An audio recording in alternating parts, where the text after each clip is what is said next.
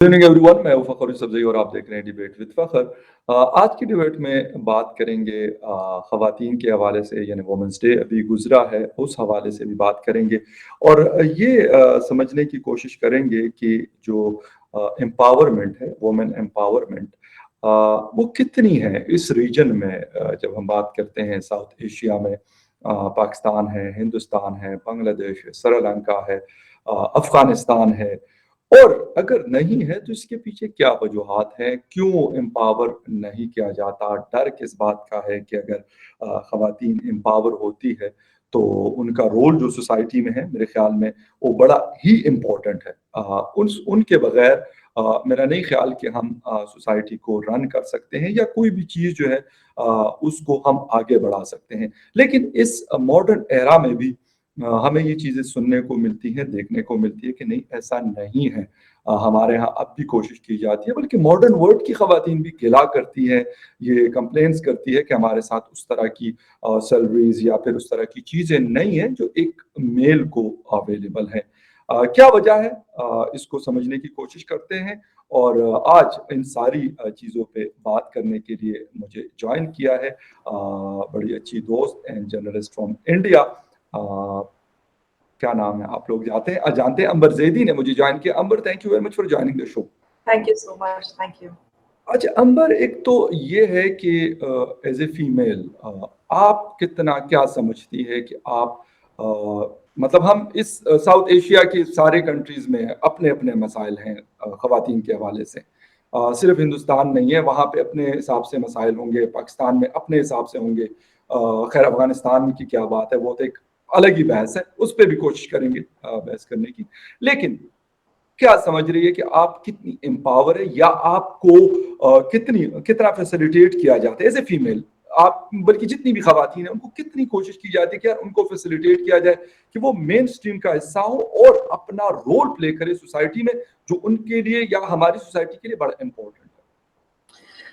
देखिए फ़खर, सबसे पहले मैं एक श्लोक के साथ शुरुआत करना चाहती हूँ जो हमारे देश में महिलाओं के लिए बोला जाता है, यत्र नारस्ति पूजन्ते रमन्ते तत्र देवता। जिसका मतलब होता है कि जिस कुल में, जिस जगह पर महिला का सम्मान, औरत का सम्मान नहीं होता, वहाँ पर ऊपर वाले की, अल्लाह के भगवान की रहमत नहीं होती और भगवान अल्लाह उनसे नाराज़ होता है।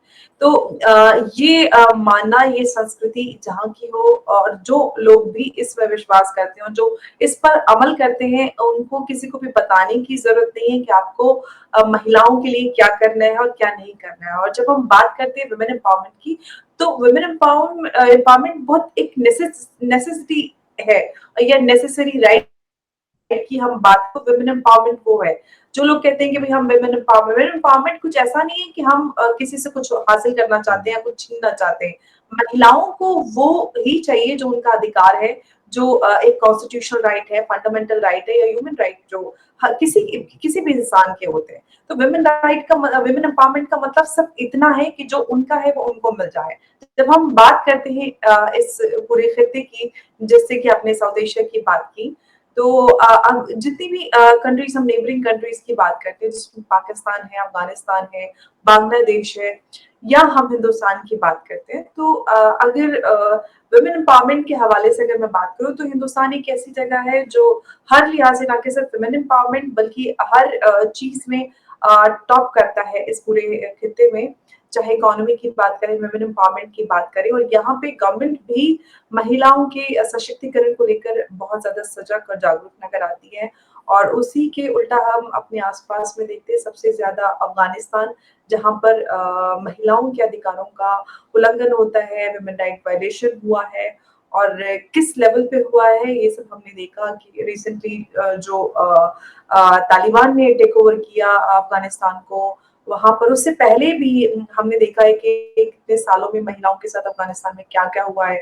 उनकी बोलियां लगी हैं सड़कों पर, चौराहे पे खड़ी रख कर सिर्फ चेहरा खोलने की वजह से या बाहर निकलने की वजह से उनको गोली मार दी गई है। तो इस तरह की चीजें अफगानिस्तान में होती हैं। पाकिस्तान में हम देखें तो महिलाओं के लिए बहुत सारी हिंसा महिलाओं के विरुद्ध बहुत ज्यादा है कंपैरेटिवली। अगर हम कंपैरेटिव एनालिसिस करते हैं इन सब रीजन्स की या इन सारी कंट्रीज की अलग अलग, तो मुझे लगता है महिलाओं के इनफैक्ट इन सारे रीजन में रिवर्स हुआ है। महिलाओं के अगेंस्ट जो वायलेंस है या जेंडर डिस्पैरिटी है, वो गैप बढ़ता जा रहा है। रादर देन हम उसके ऊपर काम करें, we try to bridge that gap, वो उल्टा होता जा रहा है। अगर हम और इसके पीछे की अगर वजह की बात करें कि ये क्यों हो रहा है, तो इसके पीछे मुझे लगता है रिलीजियस एक्सट्रीमिज्म है और जो सरकारों की तरफ से इसको बढ़ावा दिया जाता है।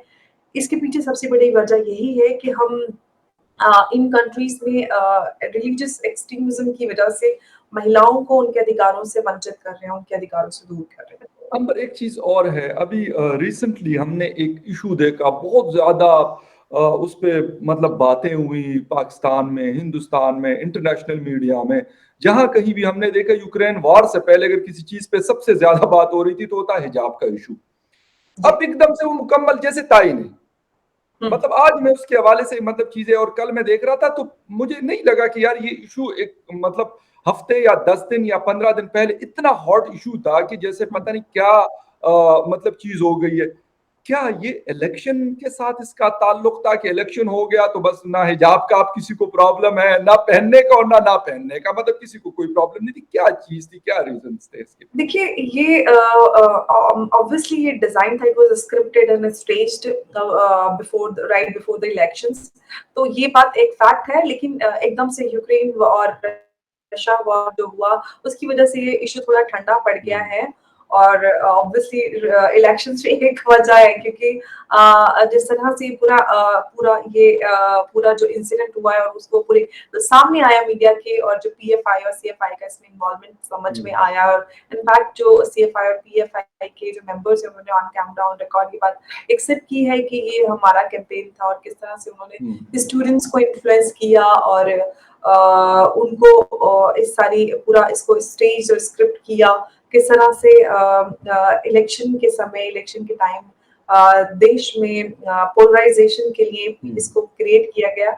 ये बहुत अफसोस वाली बात है कि आज भी हमारे देश में अगर ये सच्चाई है कि अगर हमारे जो भी पूरे हम इस रीजन की बात करते हैं, यहाँ पर जो पूरा पॉलिटिकल सिस्टम है वो कास्ट बेस्ड है, और उसी आधार पर वोटिंग होती है, पोलराइजेशन होता है वोटों का।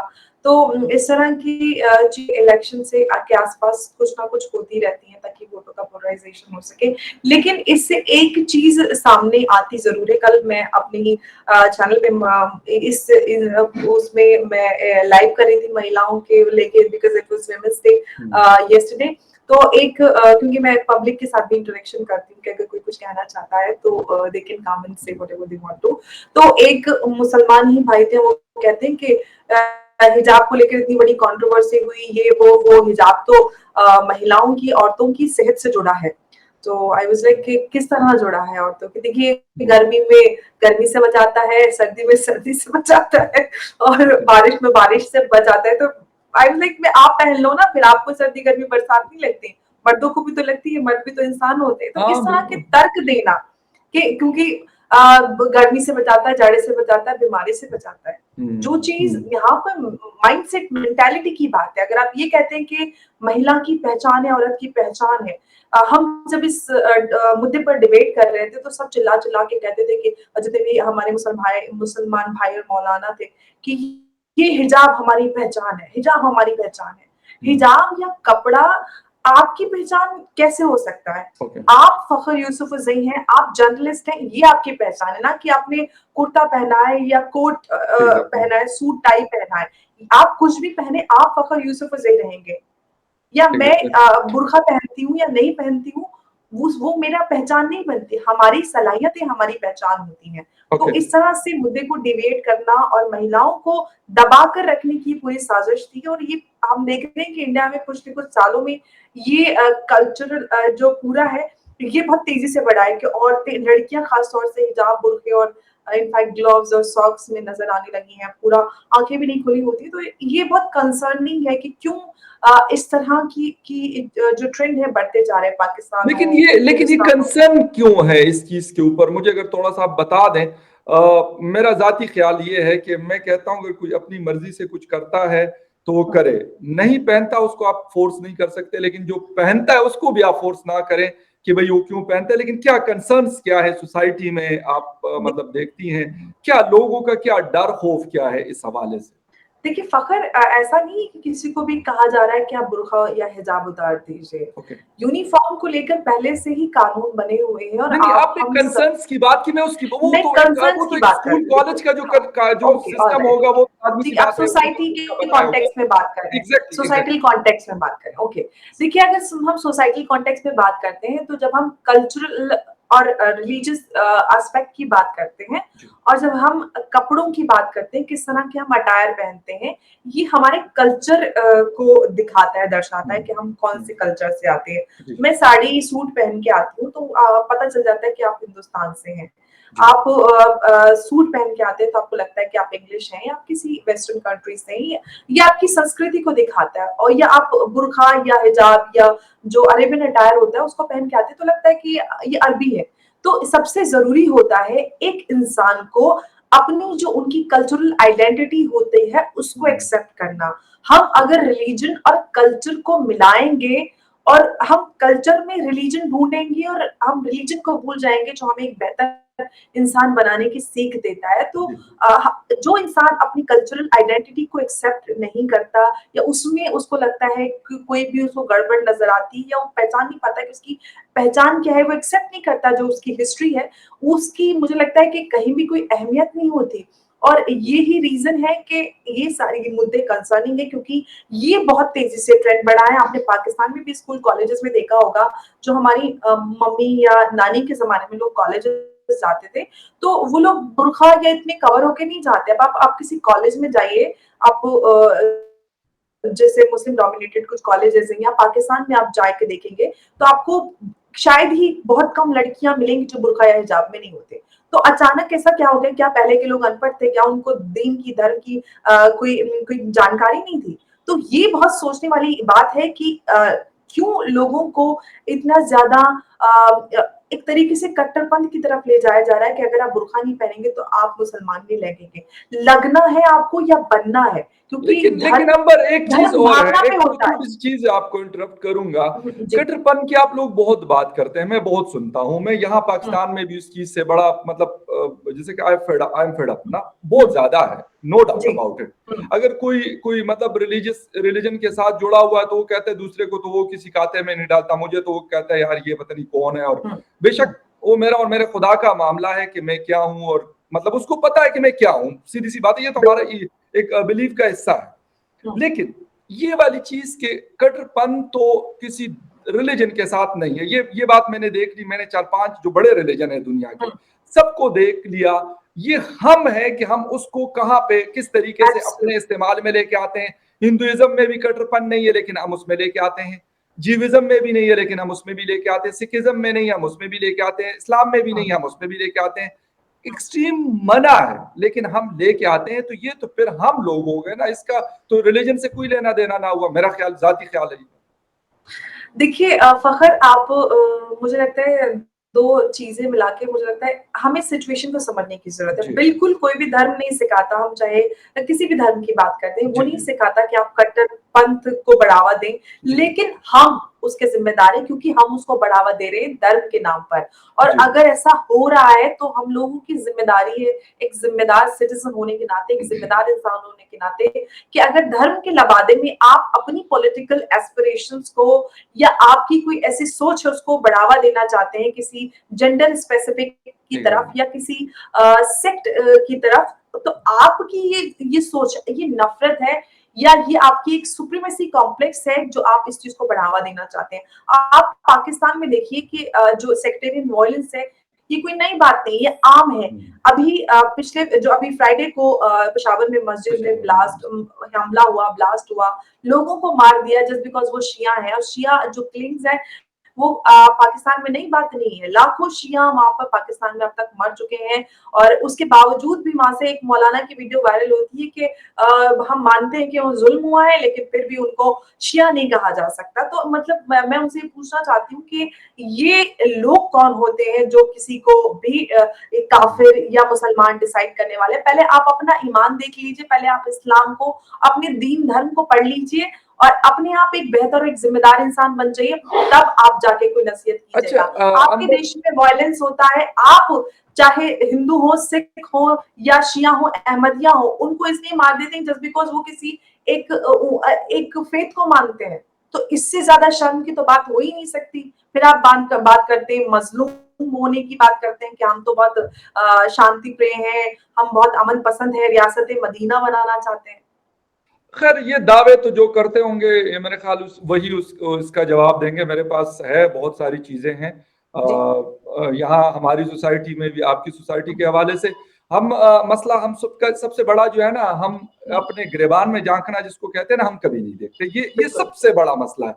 हम बिल्कुल, दूसरे की तरफ तो फिंगर यूं करके देखते हैं लेकिन हमारे पश्तों में कहा जाता है कि एक दूसरे की तरफ होती है लेकिन चार आपकी तरफ चार मेरी तरफ है बिल्कुल, लेकिन हम नहीं करते। ये अफसोस है पाकिस्तानी बिल्कुल। सोसाइटी में तो ये बस हम बहुत बड़े हैं हम सबसे अच्छे हैं हम सबसे पता नहीं क्या है ये खाम ख्याली है जो नहीं होनी जी, चाहिए।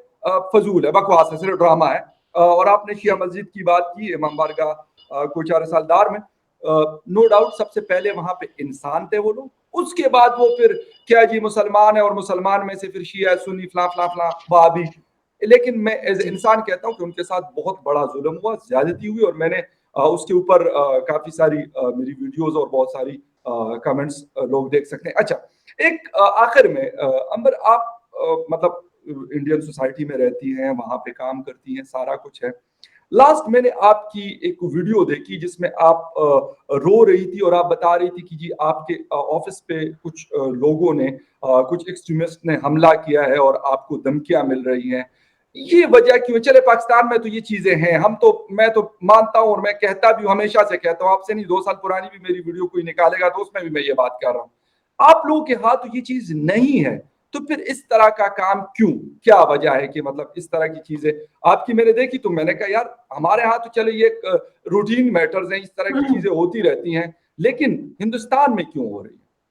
देखिए मुझे धमकियाँ इसलिए मिलती हैं क्योंकि मैं खुलकर जो कट्टरपंथ है उनका विरोध करती हूँ और यही वजह है कि मुझे लोग धमकाते हैं और आज से नहीं मैं पिछले नहीं इसका 8 मतलब है कि कट्टरपन के ऊपर वहां पे भी बात करना मना है हिंदुस्तान में पाकिस्तान में तो मना है तो हिंदुस्तान में भी इसका नहीं, नहीं ये मतलब हमारे हुआ। यहाँ देखिए मैं ये बताती हूँ, मैं बात करती हूँ पिछले जी 8 जी सालों से मैं खुल के मीडिया में बात करती हूँ और जी जी धमकियाँ ज़रूर मिलती हैं लेकिन मैं सुरक्षित हूँ, ये मेरा देश है। अगर मैं शायद पाकिस्तान में होती तो अब तक शायद नहीं होती ही धमकियां नहीं। नहीं अंबर मैं इसको सिर्फ अगर आप पाकिस्तान में एक सेकंड हुँ, मैं हुँ। पाकिस्तान में रहता हूं मेरे ऊपर इस वक्त पीका एक्ट के मुताबिक अकॉर्डिंग टू द पीका एक्ट मेरे ऊपर केस चल रहा है लेकिन मैं ये नहीं कहता अच्छा, जी मुझे पाकिस्तान में चल रहा है मेरी तारीख अभी चल रही है 2 तारीखें हो चुकी और हुँ, एक 24 मार्च को मेरी तारीख है। ओके, मैं इससे वो नहीं करता इस्लामाबाद के अंदर रहता हूँ और मेरा इलाका भी लोगों को पता है कि हुँ, फखर यूसुफजई इस्लामाबाद में होता है और पीछे कौन सा उसका इलाका या गाँव है। तो ये तो खैर मतलब कोई बात नहीं है कि पाकिस्तान में होता मैं पाकिस्तान में रहता हूँ और ठीक है मैं फेस कर रहा हूँ ये चीजें नहीं मतलब नहीं ऑन आप रिकॉर्ड सवाल मौजूद कीजिए, है ना क्या ऑन कहना रिकॉर्ड चाहते हैं? मौजूद है मैं वो बात कर रहा हूँ मतलब मैं इस तरह की बात नहीं कर जी, रहा जो अभी कोर्ट में केस नहीं, है नहीं चल आप रहा है सवाल मेरे क्या दो कहना लॉयर चाहते उसको लड़ रहे हैं। जी प्लीज। हैं? नहीं, नहीं आप क्या कहना चाहते हैं? मैं मैं सवाल ये ये पूछना कहना चाहती हूँ। चाह रहा हूँ कि आप कहती कि अगर मैं पाकिस्तान में होती तो पता नहीं मतलब क्या हो जाता। मैं ये नहीं, मैं सिर्फ लड़कियों के कॉन्टेक्स्ट में बात करी, जो महिलाओं के साथ पाकिस्तान में जी जी होता है क्योंकि बहुत सारे इंसिडेंट मैंने देखे हैं कुछ जहाँ पे लड़कियों को मार दिया जाता है या उनके साथ क्या सलूक होता है या किस तरह की मेंटालिटी। मैं सिर्फ इतना कहना जी जी चाहती हूँ, कट्टरपंथ हर जगह है लेकिन हमारे यहाँ कट्टरपंथ को बढ़ावा नहीं दिया जाता। सरकार उसके ऊपर लगाम लगाती है, उसके खिलाफ काम करती है, लोग उसके खिलाफ बोलते हैं और ये बहुत ज़रूरी है कि हम ऐसी चीज़ों को बढ़ावा ना दें।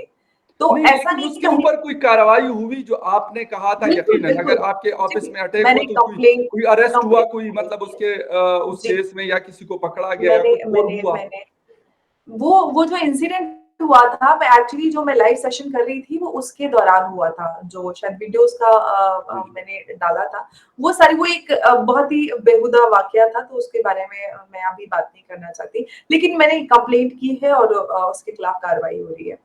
तो वो एक बिल्कुल चीज़ है और धमकियों का दौर तो सालों से चलता आ रहा है लेकिन अ, मैं डरने वाली नहीं हूँ धमकियों से और काम हमें अपनी सोसाइटी को बेहतर बनाने के लिए वही बात है कि हमें ज़िम्मेदारी लेनी है। अगर हम डर के घर में बैठ जाएँ या हम सोचें कि भई मेरा क्या लेना-देना है, मुझे थोड़ी ना कुछ हो रहा है। मैं अपने घर में बैठती हूँ, मैं आराम से अपने काम करती हूँ, पैसे कमाती हूँ, मज़े करती हूँ। लेकिन हमारी जो ज़िम्मेदारी अपने देश के प्रति, अपने समाज के प्रति होती है, उसको समझना और उसको निभाना होता है। और जो बीड़ा आपने उठाया है, उसको आपने ज़रूर पूरा करना होता है। ऐसा नहीं है कि आप बीच में कहीं निकल जाएँगे कि अरे भई अब तो बहुत मुश्किलें आ रही है, तो आप यू टर्न ले लीजिए। नहीं, हमें अपनी ज़िम्मेदारी को समझते हुए उसको पूरा करना है और अपने देश के प्रति स्पेशली क्योंकि जो भी जिस देश का वासी है, जिस समाज का है, अगर वहाँ पे कुछ भी गलत हो रहा है, तो उस गलत के खिलाफ ज़रूर आवाज़ उठाएँ और ख़ास तौर से मैं महि औरतों को ये बात कहना चाहती हूँ, महिलाओं को कि आपके साथ या आपके आस-पास कुछ भी गलत हो रहा है, तो उसको सहे नहीं और ज़रूर उसके खिलाफ आवाज़ उठाएँ और जो आप अपनी जो आज की माएँ हैं, जो बच्चियों को परवरिश दे रही हैं, अपनी बेटियों को सैक्रिफाइस करना, दबना और किसी भी चीज़ को छुपाना नहीं सिखाया। अपने हक को माँगना और अपनी बात को, अपने दर्द को कहना, किसी भी तरह का कोई कॉम्प्रोमाइज़, सैक्रिफाइस करना ना सिखाएँ। क्योंकि हमें मजबूत और स्ट्रॉन्ग महिलाएँ चाहिए, ना कि दबी और कुचली हुई। अगर महिलाएँ स्ट्रॉन्ग होंगी, तभी हम एक बेहतर और एक स्ट्रॉन्ग देश की या समाज की हम कल्पना कर सकते हैं। एग्ज़ैक्टली इसका ये मतलब मैं ले सकता हूँ कि ये किसी भी सोसाइटी में ये चीज़ें हो सकती हैं। इसका ताल्लुक बिल्कुल, पाकिस्तान से भी हो सकता है, बांग्लादेश से भी हो सकता है, श्रीलंका से जी, भी हो सकता है, हिंदुस्तान से भी हो सकता है। ऐसा नहीं है। इसका मतलब है कि हम उस लेवल पे ये रीजन अभी बिल्कुल नहीं पहुँचा जिसका हम कहते हैं कि नहीं जी यहाँ पे तो बड़ी एम्पावरमेंट है। मतलब वही सप्रेसिंग सिचुएशन है और अब भी ये कहा जाता है कि अगर अंबर कोई ऐसी बात करती है तो उसको डरा धमका के मतलब हिंदुस्तान से मैं पर्सनली मैं आपको सच्ची बात बता दूं, ये मैं दिल की बात कर रहा हूँ, कोई झूठ नहीं बोल रहा कि मैं एटलीस्ट हिंदुस्तान से ये एक्सपेक्ट नहीं कर रहा था ये वाली चीज।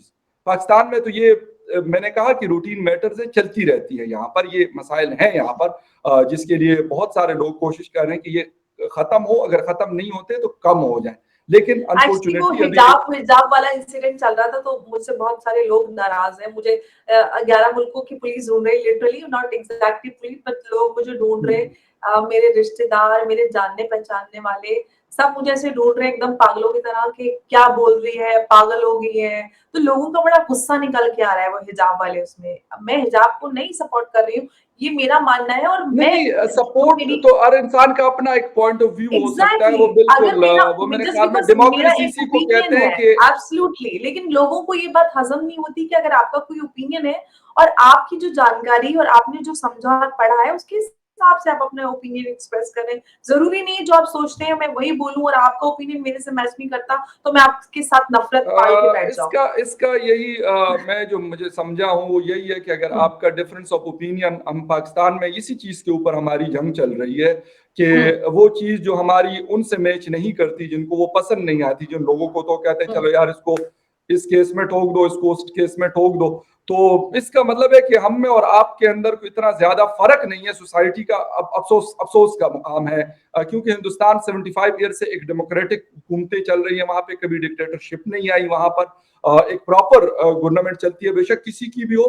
लेकिन एक प्रॉपर हुकूमत चलती है पाकिस्तान में। तो कभी जनरल जिया, तो कभी जनरल अयूब, तो कभी जनरल मुशर्रफ, तो कभी जनरल याया। तो ये अफसोसनाक है कि हम तो 4 मार्शल लाएं भुगते हैं, हम भी वहीं पे खड़े हैं और अगर आपकी सोसाइटी भी वहीं पे खड़ी है इतनी अच्छी डेमोक्रेसी नहीं होने देखिए के हमारी बावजूद, तो सोसाइटी ये में इट्स मैं वेरी डेंजरस हमारे मेरे ख्याल में। नहीं हमारे ऐसा इतना ज्यादा नहीं होता है लोग सवाल जरूर करते हैं और एक कोई बेहुदा आदमी जो पागल है आपको देखा टीवी पे सुना और उसने कुछ भी जी क्योंकि सोशल मीडिया है लोग उल्टी उल्टी बातें करते हैं नफरत को प्रमोट करते हैं तो आपको देखकर आपके खिलाफ एक नफरत पाल बैठते हैं तो जी ऐसे लोगों को आप मेजोरिटी जो है उसके साथ कंपेयर नहीं कर सकते क्योंकि हमारे देश में ऐसा नहीं होता मैं इतने सालों से काम कर रही हूँ बोल रही हूँ और मेरे साथ ऐसा कभी कुछ नहीं हुआ है धमकियां जरूर सोशल मीडिया पे या कोई लिख के या ठीक ईमेल है, के थ्रू बेचता है लेकिन ऐसा कोई हमला मेरे ऊपर फिजिकली अभी तक कोई ऐसा हुआ नहीं है चले तो ठीक है। Thankfully okay, thank you very much Amber for joining the show and thank you very much यूरुस for watching thank debate you with so Fakhar much Yousafzai.